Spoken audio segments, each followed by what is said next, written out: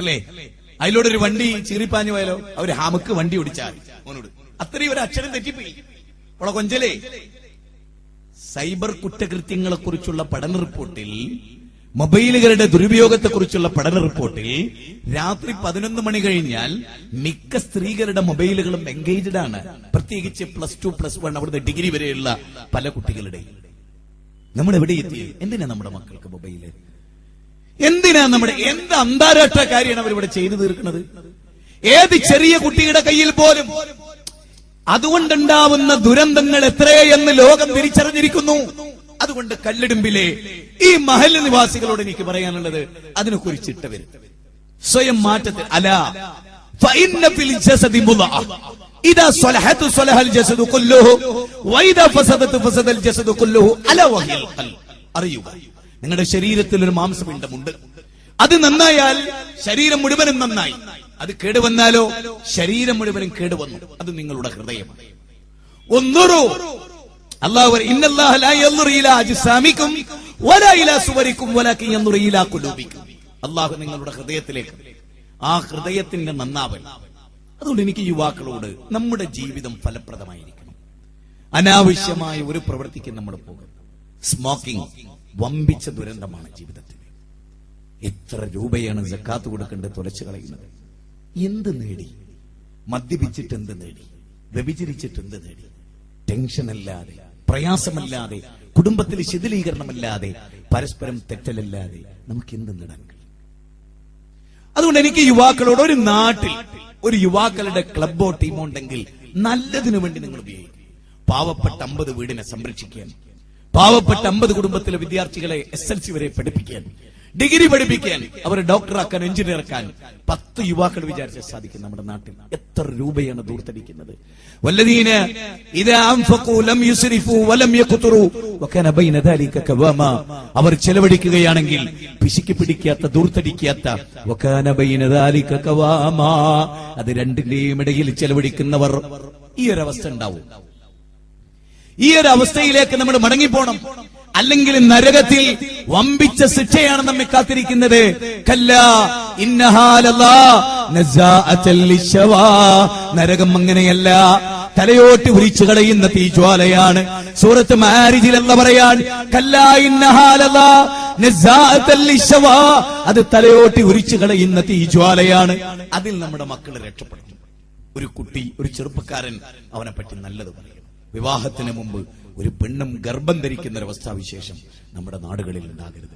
ബാംഗ്ലൂരിലും കോയമ്പത്തൂരിലും മംഗലാപുരത്തും ഒക്കെ കോളേജുകളിൽ കൊണ്ടുപോയാക്കുന്ന നമ്മുടെ മക്കളുടെ അവസ്ഥ നിങ്ങൾക്കറിയാമോ?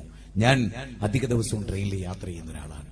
ഒരുപാട് വേദനിച്ചിട്ടുണ്ട് ഞാൻ, ഒരുപാട് സംസാരിച്ച് തെറ്റിപ്പോയിട്ടുണ്ട് ഞാൻ ട്രെയിനുകളിൽ. എന്താ? രമേശിന്റെ തലയിൽ ആയിഷക്കുട്ടി തലവെച്ച് കിടക്കുകയാണ്, അബ്ദുൽ ഖാദറിന്റെ തലയിൽ സുമതി തലവെച്ച് കിടക്കുകയാണ്. കോളേജിലായി മിംഗ്ലിംഗ്, കൂടിച്ചേരലുകളാണ്, അല്ലേ അല്ലേ? എന്തൊക്കെ കൊഞ്ചലുകളാണ്, എന്തെല്ലാം എന്തെല്ലാം എന്തെല്ലാം. ഒരേ കമ്പാർട്ട്മെന്റിൽ കുട്ടികൾ നിറഞ്ഞൊഴുകുകയാണ്, പാട്ടും കൂത്തും മരങ്ങും. ഞാൻ യാത്ര ചെയ്യുന്ന ട്രെയിനിൽ പലതവണ എനിക്കുണ്ടായി. കുട്ടികൾ അങ്ങോട്ട് പാടും, ആടും, തിമർക്കും. പ്രായം ചെന്നവരുണ്ടായി, എല്ലാവരും. ഞാൻ പലപ്പോഴും എനിക്കിത് സഹിക്കാൻ കഴിയുന്നതിനപ്പുറം ഞാൻ ഇടപെടും. ഞാൻ ചോദിക്കും, മക്കളെ, സംസ്കാരം എന്ന് പറയുന്നത് എന്താണെന്ന് അറിയാമോ? നിങ്ങൾ എന്തിനാണ് പഠിക്കുന്നത്? നിങ്ങൾ പഠിച്ചിട്ട് ഈ സമൂഹത്തിന് എന്താ കാര്യം? നിങ്ങൾ ഏതൊരു തലമുറയാണ് വളർത്തുന്നത്? ഇതിൽ ഒരുപാട് യാത്രക്കാരുണ്ട്, വേദനകളുള്ളവരുണ്ട്, അച്ഛൻ മരിച്ചിട്ട് ദുഃഖിച്ചു പോകുന്നവരുണ്ട്, ഭാര്യ ആക്സിഡന്റിൽ മരിച്ച കഥനകഥയോർത്ത് പോകുന്നവരുണ്ട്, സാമ്പത്തികമായ ഇടപാടുകളുടെ കണക്ക് നോക്കുന്നവരുണ്ട്, വലിയ വലിയ ഓഫീസിലെ ഉദ്യോഗസ്ഥന്മാരുണ്ട്. അതുകൊണ്ട് അരുത്. പലപ്പോഴും ഈ തെമ്മാടിത്തം ട്രെയിനിലൊക്കെ നടക്കണമെന്നറിയും. പച്ചക്ക് വ്യഭിചരിക്കുന്ന രംഗം വരെ ഞങ്ങൾക്കൊരു ടീമിനെ കാണേണ്ടി വന്നു. ട്രെയിൻ ആലോചിക്കണം നിങ്ങൾ. നമ്മുടെ മക്കൾ പഠിക്കണ്ടെന്ന് വെച്ചോളി, കേടരൂല. എല്ലാ വിദ്യാഭ്യാസത്തിന്റെ ഒരു സ്ഥാപനത്തിലെത്തൂല എന്നേ ഉള്ളൂ. പക്ഷെ ഓള് ഗർഭം ധരിക്കൂല, അതുറപ്പ്. ഓള് ഗർഭം ധരിക്കൂല വിവാഹത്തിന്. അല്ലെങ്കിൽ അതൊക്കെ നിങ്ങൾക്ക് കാണേണ്ടി വരും, അതൊക്കെ കാണേണ്ടി വരും. എത്ര പെൺകുട്ടികൾ വിവാഹത്തിന്റെ തലേ ദിവസം ഓടിപ്പോണ്ട് ഓരോരുത്തരുടെ കൂടെ, ഇതര മതക്കാരുടെ കൂടെ അങ്ങോട്ടും ഇങ്ങോട്ടും നടക്കണില്ലേ? കണ്ണീരല്ലേ മക്കൾക്ക്? പഠിപ്പിക്കാൻ എന്തൊരു വ്യഗ്രതയായിരുന്നു. നടുറൂട്ടിലെ 10 സെന്റ് വിറ്റ് പഠിപ്പിച്ചതാ. തന്നില്ലേ റിസൾട്ട്? മക്കള് ചവിട്ടി മെതിച്ച് നാട്ടുകാരെ മുഴുവനും നിന്ദിച്ചില്ലേ? മാനം കെടുത്തിയില്ലേ? ആ മാനം കെടുത്താനല്ലേ 30 ലക്ഷം റുപ്യ നീ കൊണ്ടുപോയി കൊടുത്തത്. പക്ഷെ നീ ഒരിക്കൽ പോലും നോക്കിയില്ല മോളുടെ കമ്പനി ആരാ, മകളുടെ മൊബൈൽ ആരാ വരുന്നത്, ഒന്നും നോക്കിയില്ല. പണ്ട് കോമൺ ആയിട്ട് ഒരു ലാൻഡ് ഫോൺ വെച്ചാൽ അതിന്റെ ഒച്ചയിൽ കേൾക്കാം, TV വെച്ചാലും ഇത് ഇന്റർനെറ്റ് എല്ലാവരും റൂമിലും സൈലന്റ് ഓപ്ഷനിൽ ഫോൺ വെച്ചാൽ പിന്നെ ഓളും മാത്രമേ അങ്ങനെ ആക്കും. ഇങ്ങനെ അത് നോക്കി ഇങ്ങനെ എടുക്കും. ഹലോ ആരാണ്, ബാപ്പുണ്ട് ഉമ്മണ്ട് എന്ന് പറഞ്ഞിട്ട് അതപ്പ കിട്ടി. പിന്നെ മെസ്സേജ് അതിനനുസരിച്ച് എല്ലാം അല്ലേ. പണ്ട് കാലത്ത് ഒരു വിവരം അറിയിക്കണ അവിടെ വരണം. അപ്പൊ ഫോണിൽ പറയാണ് ഞാൻ ഇന്ന മരത്തിന്റെ ചുവട്ടിൽ ഇന്ന സ്ഥലത്ത് ഉണ്ട്, അവിടേക്ക് എത്തിക്കോ അല്ലേ അല്ലേ. അങ്ങനത്തെ ഒരു ലോകത്തല്ലേ നിങ്ങൾ ഞാനും ജീവിക്കണത്. ഇനി ഇതൊക്കെ നിങ്ങൾ കേട്ടു, ഇതൊക്കെ നിങ്ങൾ കേട്ടു. ഇന്ന് പോയിട്ട് ചാനൽ കട്ട് ചെയ്യാൻ എത്ര ആൾക്ക് ഈമാൻ ഉണ്ടാവും? വിശ്വാസ്കരിച്ചിട്ട് വേഗം ഓണാക്കി ആട് കണ്ടാളും. വിലയിന്റെ പ്രസംഗം 2 കൊല്ലം മുമ്പ് നടന്നാണെന്ന് തൽക്കാലം അങ്ങ് വിചാരിച്ചാണ് അല്ലേ. ഈ സദസ്സിൽ വന്നിട്ട് ഇന്ന് പോയി ചാനൽ കട്ട് ചെയ്യാനും 5, 10, 15 വയസ്സുള്ള കുട്ടികളെ കയ്യിൽ നിന്ന് മൊബൈൽ പിടിച്ചു അങ്ങാനും എത്ര ബാപ്പാർക്ക് ഈമാൻ ഉണ്ടാവും? അല്ലെങ്കിൽ ഈ വയലിനൊന്നും ഒരു കാര്യം മാറ്റില്ലെന്ന് ഞാൻ പറയില്ല. നന്നായി മാറിയവര് ഒരുപക്ഷെ ഈ സദസ്സിൽ പോലും ഉണ്ടാവും. പക്ഷേ മൊത്തത്തിൽ നിങ്ങൾ എടുത്തു നോക്ക്, ഒരു മഹല്ലിലെ ഖുത്ബയിലൂടെ തന്നെ ഒരു സമൂഹം നന്നായി ഹൃദയത്തെ തട്ടുന്ന വിധത്തിൽ ഒരു ഖുത്ബ നടത്തി. ഞാൻ ആലോചിക്കും പലപ്പോഴും നമ്മുടെ മിമ്പറുകൾ പോലും ഇന്ന് അവസ്ഥ എന്താ. നല്ല നല്ല ഖത്തീബന്മാരൊക്കെ പുറത്തു. 4 കൊല്ലം ഞാൻ തിരുവനന്തപുരത്ത് ചെല്ലുമ്പോ 1,500 ആളാണ് ആ പള്ളിയിലുള്ളത്. 4 കൊല്ലം കൊണ്ട് അതിൽ 2000-ഓളം ആളുകൾ ഖുത്ബക്ക് വരുന്നൊരവസ്ഥ ഉണ്ടായി. ഇപ്പം വീണ്ടും നേരെ തിരിച്ച് 1000-1500 ആൾ കുറഞ്ഞ് 500 ആൾ. ആരാ അവിടെ ഖുത്ബ അറിയുന്ന മുജാഹിദ് അല്ലാത്തൊരാൾ. റസീവർ വരണം വെച്ചു തമ്മ് തല്ലിയിട്ട്. എനിക്ക് നിങ്ങളോടൊക്കെ പറയാനുണ്ട്, മുജാഹിദുകളോട് എനിക്ക് പറയേണ്ടത്, പള്ളി തല്ലുണ്ടാക്കുക. അള്ളാനോർത്തിട്ടൊരു പള്ളിയിലും തല്ലുണ്ടാക്കുക, മാനം കെടുത്തുക. ഒരു ഖുതുബ നടത്തുന്നിടത്ത് പോലും വാശി പിടിക്കുകയാണെങ്കിൽ എന്തായിരുന്നാലും കേന്ദ്രമിന്റെ ആളുകളല്ലേ രണ്ടു കൂട്ടരും.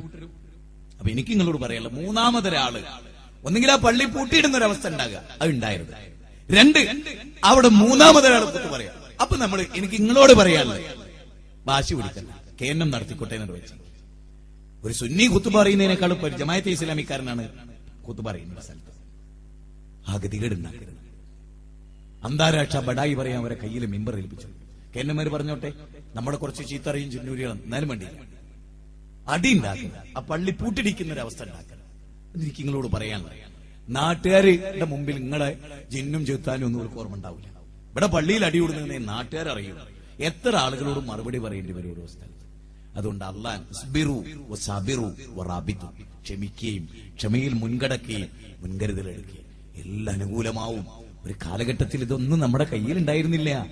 ഒന്ന് നന്ദി തുടങ്ങിയവരാ നമ്മള്. ഇതൊരു പുതിയ നൂറ്റാണ്ടാണ്, നമ്മൾ ഒന്ന് നന്ദി തുടങ്ങി. കച്ചറുണ്ടാക്കുക, അടിയുണ്ടാക്കുക. വളരെ ഐക്യത്തിലും സ്നേഹത്തിലും തമ്മിൽ സംസാരിച്ച് നിയമപരമായി കാര്യങ്ങളെ നേരിടുക എന്നതാണ് എനിക്ക് എല്ലാവരോടും പറയാൻ. ഞാൻ പറയുന്നത്, ഒരു മഹല്ലിന്റെ നന്മ, ഒരു മഹല്ലിന്റെ മേന്മ, ഒരു മഹല്ല് മാതൃക മഹല്ല്. അവിടെ പുകവലിക്കാത്തവരേ ഉള്ളൂ, അവിടെ മദ്യപിക്കാത്തവരേ ഉള്ളൂ, അവിടെ പലിശ കൊടുക്കാത്തവരേ ഉള്ളൂ.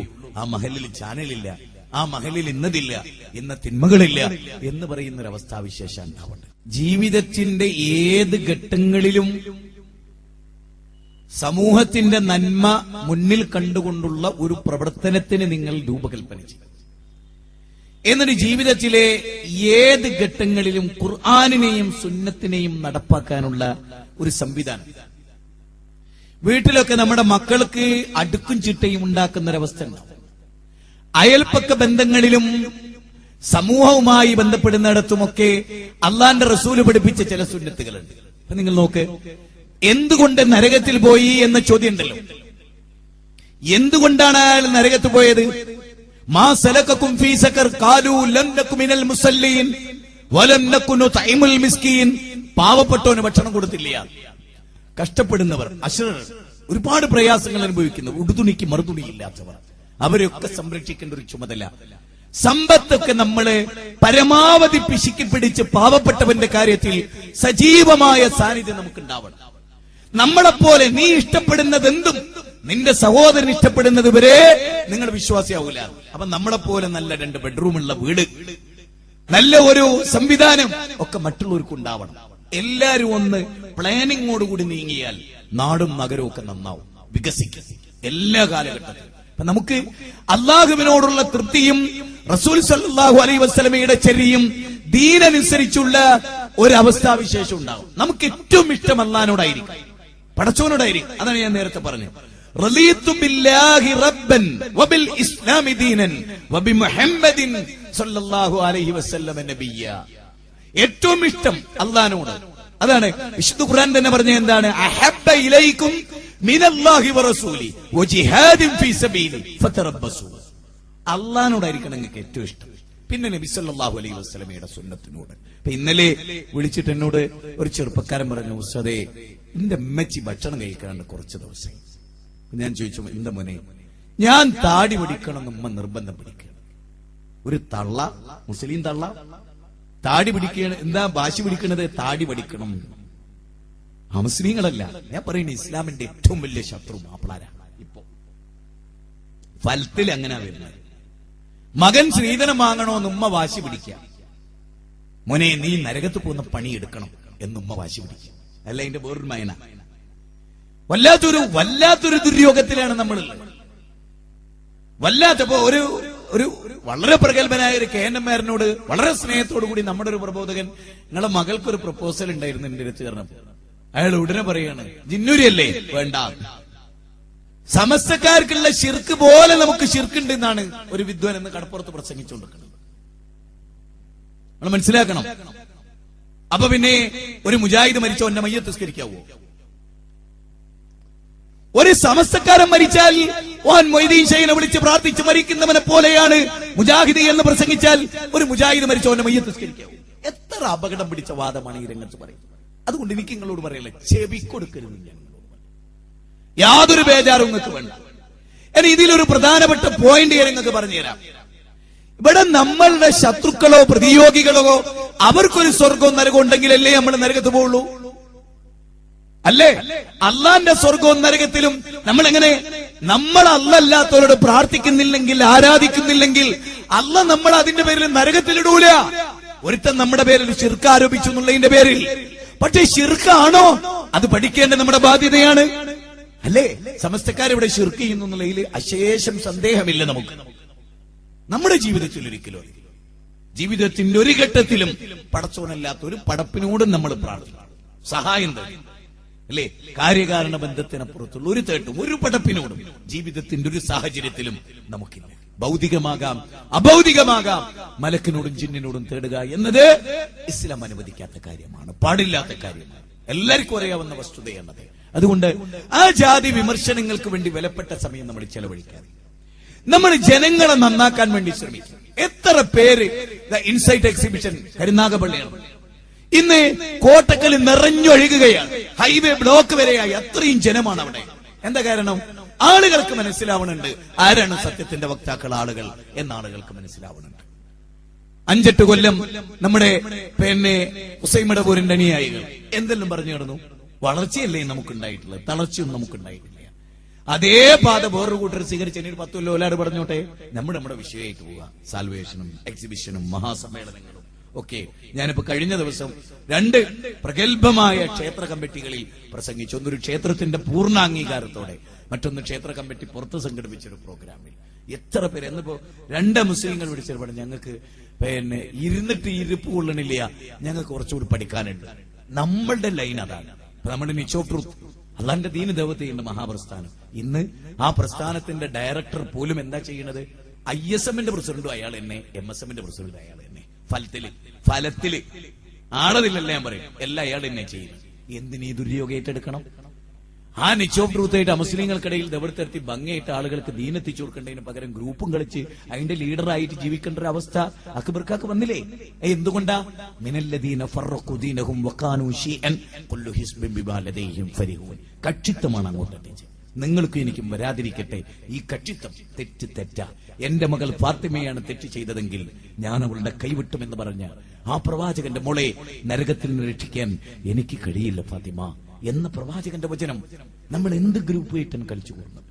അതുകൊണ്ട് എന്റെ പ്രിയപ്പെട്ട കല്ലുമ്പിലെ ഞാൻ ഏറെ സ്നേഹിക്കുന്ന, എന്നെ ഏറെ സ്നേഹിക്കുന്ന എന്റെ പ്രിയപ്പെട്ട സഹോദരി സഹോദരന്മാരെ, ഇന്ന് ശാന്തമായി നിങ്ങൾ നിങ്ങളുടെ വീടുകളിലേക്ക് മടങ്ങും.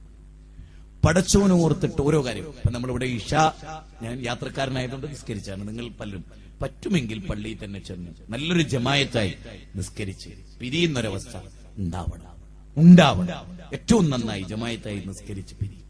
ഇബാദത്തുകളിലും ദിക്റുകളിലും ദുആകളിലും ഒക്കെയായി നമ്മൾ കഴിച്ചുകൂട്ടും. അതില് വളരെ പ്രധാനമാണ്. ഇപ്പൊ നമ്മുടെ കുറെ പണ്ഡിതന്മാർക്കൊക്കെ ഒരുപാട് പരിക്കുകൾ. നമ്മളൊരു കാര്യം ഓർക്കണം, ജീവിതത്തിന്റെ തിരക്കിനിടയിൽ പണ്ഡിതന്മാരാണെങ്കിലും ദിക്റുകളൊക്കെ മറന്നുപോകും. ഞാനതിന് ചരിത്രത്തിൽ നിന്ന് 3 സംഭവങ്ങൾ പറയാം. നബി സല്ലല്ലാഹു അലൈഹി വസല്ലമയുടെ അടുത്തൊരാൾ വന്നിട്ട് പറഞ്ഞു, എനിക്ക് വലിയൊരു അപകടം സംഭവിച്ചു നബിയെ. അപ്പൊ റസൂലുള്ളാഹി സ്വല്ലല്ലാഹു അലൈഹി വസല്ലം ചോദിച്ചു, അഊദു ബികലിമത്തില്ലാഹി തമ്മാത്തി മിൻ ശർരി മാ ഖലഖ് എന്ന ദിക്ർ നീ ചൊല്ലിയിട്ടില്ലേ പ്രഭാതത്തിൽ എന്ന് ചോദിച്ചു. ഇല്ല നബിയെ, മറന്നുപോയി. എന്നാ അതുകൊണ്ടാണ്. ഒരാളെ തേള് കുത്തിയപ്പോഴും പ്രവാചകൻ ചോദിച്ചു, ആ ദിക്ർ ചൊല്ലിയിട്ടുണ്ടാവില്ല അല്ലേ? ആ ദിക്ർ നിങ്ങൾ ചൊല്ലിയിരുന്നുവെങ്കിൽ നിങ്ങൾക്ക് ഇങ്ങനെ സംഭവിക്കുമായിരുന്നില്ല എന്ന് മറ്റൊരു റിപ്പോർട്ടിലും നബി സല്ലല്ലാഹു അലൈഹി വസല്ലം. അപ്പൊ പ്രഭാതത്തിൽ എഴുന്നേറ്റ ഉടനെ ചെല്ലേണ്ട കുറെ കാര്യങ്ങൾ. വീട് വിട്ടിറങ്ങും, ബിസ്മില്ലാഹി തവക്കൽതു അലല്ലാഹ് ലാ ഹൗല വലാ ഖുവത ഇല്ലാ ബില്ലാഹ് അഊദു ബികലിമാത്തില്ലാഹി തമ്മാത്തി മിൻ ശർരി മാ ഖലഖ്. അത് ചൊല്ലിയാൽ പ്രദോഷം വരെ ഒരപകടം ഉണ്ടാവില്ല. പ്രദോഷത്തിൽ വീണ്ടും ചൊല്ലിയാൽ പ്രഭാതം വരെ. അപ്പൊ ചെല്ലേണ്ട ദിക്റുകളുണ്ട്. രാവിലെ തന്നെ റളീതു ബില്ലാഹി റബ്ബൻ വബിൽ ഇസ്ലാമി ദീനൻ വബി മുഹമ്മദിൻ സ്വല്ലല്ലാഹു അലൈഹി വസല്ലം നബിയ്യ. നമ്മൾ പറയണം 3 തവണ പറയണം. ലാ ഇലാഹ ഇല്ലല്ലാഹു വഹ്ദഹു ലാ ശരീക ലഹു 100 വട്ടം ചെല്ലണം. അങ്ങനെ ഒരുപാട് പ്രാർത്ഥനകൾ. നബിയുടെ പേരിൽ 10 സ്വലാത്ത് രാവിലെ, വൈകുന്നേരം 10 സ്വലാത്ത്. ലാ ഇലാഹ ഇല്ലല്ലാഹു വഹ്ദഹു ലാ ശരീക ലഹു 100 വൈകുന്നേരവും 100 രാവിലെയും. അങ്ങനെ ഒരുപാട് ദിക്റുകൾ. വാഹനത്തിൽ കയറുമ്പോൾ എല്ലാം, ഒരു സ്ഥലത്തെത്തിയാൽ വാഹനം അവിടെ നിർത്തി ഒരു കടയിൽ കയറി ഒരു സാധനം വാങ്ങി തിരിച്ചു പോകുമ്പോൾ ഔദു ബികലിമാത്തില്ലാഹി. അങ്ങനെ എവിടെയൊക്കെ നബി സല്ലല്ലാഹു അലൈഹി വസല്ലം ഫദ്കുറൂനി അദ്കുറുകും വഷ്കുറൂലി വലാ തക്ഫുറൂൻ. അല്ലാഹനെ ധാരാളമായിട്ട് ഓർക്കുക, പടച്ചോനെ ധാരാളമായി ഓർക്കുക. ലൈൻ ശക്കർതും ലഅസീദന്നകും വലൈൻ കഫർതും ഇന്ന അദാബി ലശദീദ്. 14-ാം അധ്യായം സൂറത്ത് ഇബ്രാഹിം 7-ാമത്തെ വചനം. അല്ലാഹനോട് നിങ്ങൾ നന്ദി കാണിക്കുക. അപ്പൊ പടച്ചവനോട് നന്ദി കാണിച്ച് അള്ളാഹുവിന്റെ റസൂലിന്റെ സ്വഹാബത്തിനെ പോലെ മരണത്തെ സദാ ഓർത്ത്. അബൂ ഹുറൈറ റളിയല്ലാഹുവിന്റെ വീട്ടിലേക്ക് ആളുകൾ കയറി ചെല്ലുമ്പോ മരണസന്ദർഭത്തിൽ അദ്ദേഹം കരയാണ്. അപ്പൊ ആളുകൾ ചോദിച്ചു, എന്തിനാ കരയണത്? ഒന്നുമില്ല, ഖബറിലേക്കുള്ള യാത്ര തൊട്ടടുത്ത് നിൽക്കുകയാണ്, പാതയും വളരെ കുറവാണ്. ജീവിതം മുഴുവനും ഇസ്ലാമിന് വേണ്ടി സമർപ്പിച്ച സ്വഹാബത്ത് ബേജാറാകുകയാണ്. നമ്മളോ ആർത്തും സന്തോഷിച്ചു. എന്തൊരു കഥയെ! നിങ്ങൾ അറിയൂ, ഈ ദുനിയാവിലെ നിങ്ങളുടെ ജീവിതം അത് നിങ്ങൾ അറിയണം. അത് വിനോദമാണ്, കളിയാണ്, പരസ്പരമുള്ള ഫഖർ നടിക്കലാണ്, അഹങ്കാരമാണ്. അതുകൊണ്ട് ഈ ലോക ജീവിതത്തിനപ്പുറത്തൊരു ജീവിതമുണ്ട് എന്നുള്ള തിരിച്ചറിവിലേക്ക് ഈ പ്രഭാഷണം നിങ്ങൾക്ക് ഉപകരിക്കുമാറാകട്ടെ എന്ന് ഞാൻ പ്രാർത്ഥിക്കുന്നു. ആരോഗ്യം കൊണ്ട് വളരെ ക്ഷീണിതനായതുകൊണ്ട് ഞാൻ എന്റെ വാക്കുകൾ ഇവിടെ അവസാനിപ്പിക്കാൻ. യുവാക്കളെ, സഹോദരങ്ങളെ, സഹോദരിമാരെ, വേഷത്തിലും വിധാനത്തിലും ചിന്തയിലും ജീവിതത്തിലും വൈയക്തിക, വൈദേശിക, രാഷ്ട്രീയ, രാഷ്ട്രാന്തരീയ, വിശ്വാസ, കർമ്മ, ആചാര, കൗടംബിക, സാമ്പത്തിക, ദാമ്പത്തിക മേഖലകളിലെല്ലാം സമ്യക്കായ ഇസ്ലാമിന്റെ പകർത്തൽ അതുണ്ടാവണം. അല്ലാഹു സുബ്ഹാനഹു വ തആല നമുക്ക് തൗഫീഖ് ചെയ്യുമാറാകട്ടെ. ഹക്കും ബാത്തിലും വേർതിരിച്ച് മനസ്സിലാക്കി ഹക്കിന് വേണ്ടി ജീവിക്കുന്ന മുത്തഖികളിൽ അല്ലാഹു നമ്മെ ഉൾപ്പെടുത്തുമാറാകട്ടെ. എല്ലാവിധ ആക്ഷേപങ്ങളെയും ആരോപണങ്ങളെയും നെഞ്ചിലേറ്റി അതെല്ലാം ക്ഷമിച്ചും സഹിച്ചും അള്ളാഹുവിലേക്കുള്ള യാത്രയ്ക്ക് വേണ്ടി തയ്യാറെടുക്കുന്ന മഹാസ്വാത്വികന്മാരിൽ അള്ളാഹു നമ്മെ ഉൾപ്പെടുത്തുമാറാകട്ടെ. രോഗം കൊണ്ട് വലയുന്ന, പ്രയാസപ്പെടുന്ന ഒരുപാട് രോഗികളുണ്ട്. അള്ളാഹു അവർക്ക് ശിഫ നൽകുമാറാകട്ടെ. ആക്സിഡന്റുകളിൽപ്പെട്ട പല ആളുകളും ഇവിടെ പ്രയാസപ്പെടുന്നുണ്ട്. അവർക്കെല്ലാം അള്ളാഹു ശിഫ നൽകി അവരെ അനുഗ്രഹിക്കുമാറാകട്ടെ. എല്ലാ നന്മ ചെയ്തിട്ടുള്ള ആളുകൾക്കും അള്ളാഹു പ്രതിഫലം നൽകുമാറാകട്ടെ. ഈ സദസ്സിൽ വന്ന് ഇവിടെ പങ്കെടുത്ത് ഇത് ഉൾക്കൊണ്ട് ജീവിക്കാൻ അള്ളാഹു തൗഫീഖ് ചെയ്യുമാറാകട്ടെ. നമുക്ക് ഈ സ്ഥലം തന്ന സഹോദരൻ, ആ സഹോദരന് അള്ളാഹു കൂടുതൽ പ്രതിഫലം നൽകുമാറാകട്ടെ. സത്പ്രവർത്തികൾ ചെയ്യാൻ അള്ളാഹു കൂടുതൽ പ്രചോദനം നൽകുമാറാകട്ടെ. ഇതിൽ നിന്ന് ഓരോരുത്തർ ഉൾക്കൊള്ളുന്ന നന്മയുടെ ഒരു ഓഹരി അള്ളാഹു അദ്ദേഹത്തിനും നൽകുമാറാകട്ടെ. പടച്ചതമ്പുരാന്റെ വാഗ്ദാനമാണല്ലോ അത്. എല്ലാ ഐക്യത്തിലും സ്നേഹത്തിലും സാഹോദര്യത്തിലും കഴിച്ചുകൂട്ടാൻ അള്ളാഹു നമുക്ക് തൗഫീഖ് ചെയ്യുമാറാകട്ടെ. ഇന്നത്തെ പ്രഭാഷണം ഉൾക്കൊണ്ടുകൊണ്ട് ജീവിക്കാനുള്ള തൗഫീഖും അള്ളാഹു നമുക്ക് എല്ലാവർക്കും പ്രദാനം ചെയ്യുമാറാകട്ടെ. പടച്ചതമ്പുരാൻ എല്ലാവിധ പൊടുന്നനെയുള്ള മരണങ്ങളിൽ നിന്നും അള്ളാഹു നമ്മെ കാത്തുരക്ഷിക്കുമാറാകട്ടെ.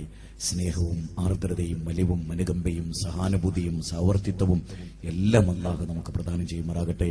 അല്ലാഹു മഗ്ഫിർ ലിൽ മുഅ്മിനീന വൽ മുഅ്മിനാത്ത് വൽ മുസ്ലിമീന വൽ മുസ്ലിമാത്ത് الأحياء منهم والأموات ربنا هب لنا من أزواجنا وذرياتنا قرة أعين واجعلنا للمتقين إماما ربنا لا تزغ قلوبنا بعد إذ هديتنا وهب لنا من لدنك رحمة إنك أنت الوهاب اللهم يا مقلب القلوب ثبت قلوبنا على دينك اللهم يا مقلب القلوب ثبت قلوبنا على دينك اللهم يا مقلب القلوب ثبت قلوبنا على دينك ربنا تقبل منا إنك أنت السميع العليم وتب علينا إنك أنت التواب الرحيم ربنا آتنا في الدنيا حسنة وفي الآخرة حسنة وقنا عذاب النار آمين برحمتك يا أرحم الراحمين السلام عليكم ورحمة الله